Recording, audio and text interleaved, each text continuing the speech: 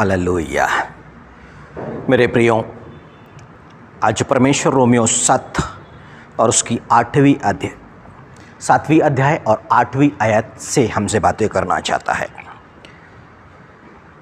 यहाँ पर जैसा लिखा हुआ है कि पाप ने अवसर पाकर आज्ञा के द्वारा मुझ में सब प्रकार का लालच उत्पन्न किया।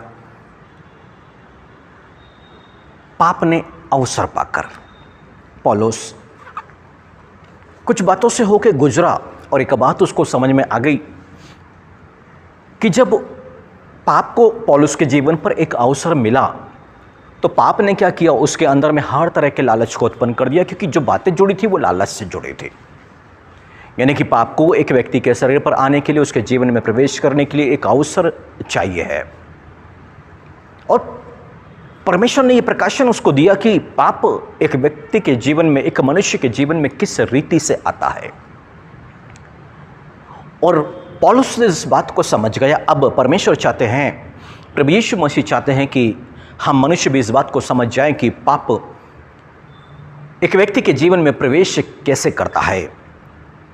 एक व्यक्ति जिस बातों पर कमज़ोर होता है, या जिस बातों पर वो चिंतन करना शुरू करता है, या जिस बातों की वो अभिलाषा करना शुरू करता है, बस पाप के लिए एक अवसर वहाँ पर वो उत्पन्न कर देता है कि पाप उसके जीवन में प्रवेश करे। यदि आप देखें तो अदन की वाटिका के अंदर में परमेश्वर ने जीवन के वृक्ष को लगाया और भले और बुरे ज्ञान के वृक्ष को भी लगाया, पर हव्वा को क्या ज़रूरत थी कि उस भले और बुरे ज्ञान के वृक्ष के पास में जाना और उसको निहारना। और शैतान जब उस वृक्ष पर आ गया, एक अजगर के रूप में, एक सांप के रूप में, वो इब्लिस, और वो जानता था कि हवा आती है और इस वृक्ष के पास में खड़ी होती है, उसे वो निहारती है। क्योंकि जब सर्प ने, यानी कि उस इब्लिस ने और शैतान ने उसको बहकाना शुरू किया है, तब बाइबल ऐसा बताती है कि हवा के मन पे एक बात चल रही थी कि ये देखने में मन भाऊ है, मन को अच्छा लगने वाला है। इसका मतलब है कि हवा लगातार उस वृक्ष के पास में जाती, उस फल को देखती, और उसके मन को वो बड़ा पसंद आ रहा था। उसका मन बार बार उस फल की तरफ आकर्षित हो रहा था, और बस शैतान के लिए एक अवसर था कि अभी इसको बहकाया जा सकता है। वो निश्चय ही उस वृक्ष के पास में जाती, उस फल को देखती, और देखने में उसको अच्छा लगता, और उसके स्वाद के बारे में वो सोच रही होती, खाने के लिए मनाही दिखाया जाए तो उसका स्वाद कैसा होगा। और ये तमाम बातें हव्वा के मन के अंदर में चल रही है। जब भी तो पाप को अवसर मिला है कि हव्वा को आकर के बहकाना शुरू करे।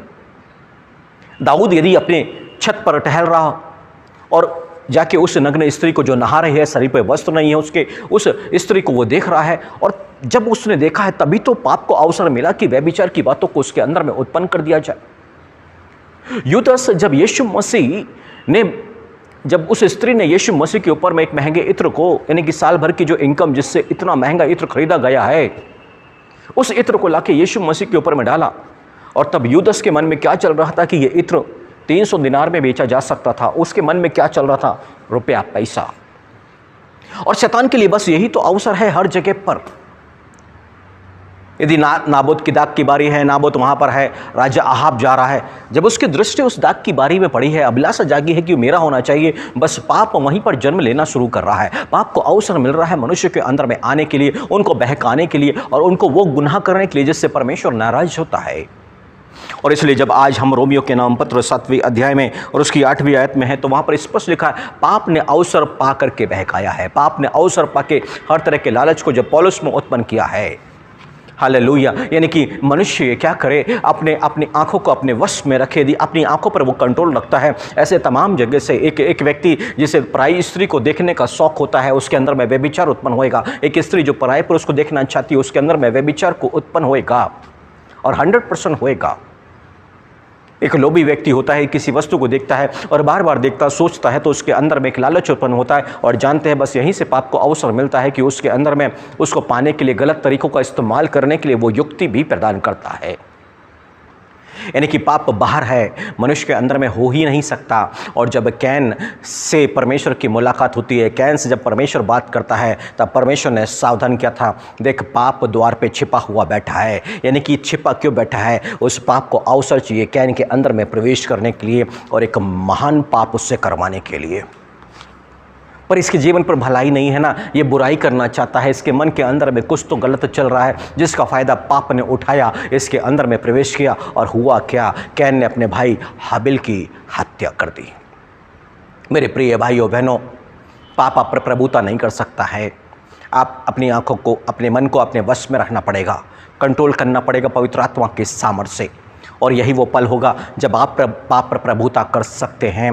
पाप आप पर प्रभुता नहीं कर सकता है। पाप को अवसर मत दीजिए। और यही तो परमेश्वर चाहता है कि आप पाप से बचना है तो उसको अवसर मत दे। मतलब मन में ऐसी बातों को सोचना शुरू ना करें, ऐसी बातों की तरफ देखना ना करें। परमेश्वर से सामर्थ्य को मांगे, देखना बंद करे और उस बारों में सोचना भी बंद करे। ना हवा उस फल की तरफ देखती, ना सोचना शुरू करती, और ना पाप उसके जीवन में प्रवेश करता, और उसके द्वारा ना वो आदम में प्रवेश करता।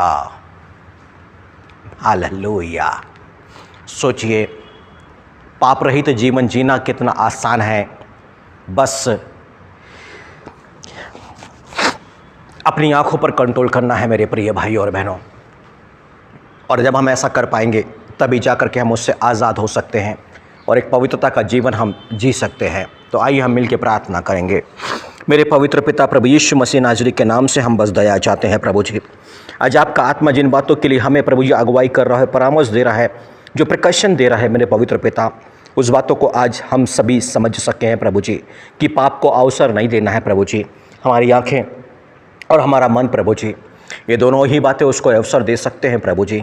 इसलिए प्रभु जी इन आँखों को शुद्ध रखने के लिए और मनों को पवित्र रखने के लिए प्रभु जी हमारी सहायता मदद करें।